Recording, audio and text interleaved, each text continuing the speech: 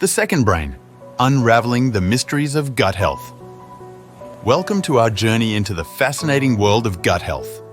Today, we'll explore why the gut is often referred to as the second brain, delve into the hormones released by the gut, and discuss strategies for maintaining optimal gut health. So why exactly is the gut considered a second brain? The answer lies in the intricate network of neurons lining the gastrointestinal tract, known as the enteric nervous system. This complex system contains millions of neurons that communicate with each other independently of the brain, governing digestion, absorption, and even influencing our emotions. One of the key players in this gut-brain axis is the production of various hormones by the gut.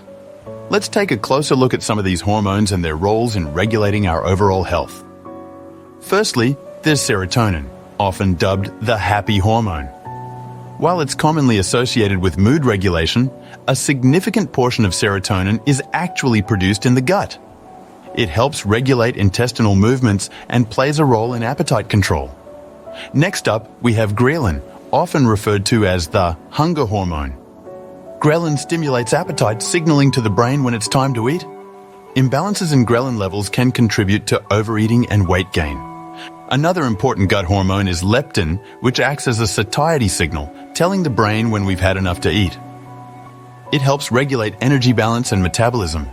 Lastly, we can't overlook the role of gut peptides such as glucagon-like peptide 1, GLP-1, and peptide YY, PYY, which help regulate insulin secretion, appetite, and food intake.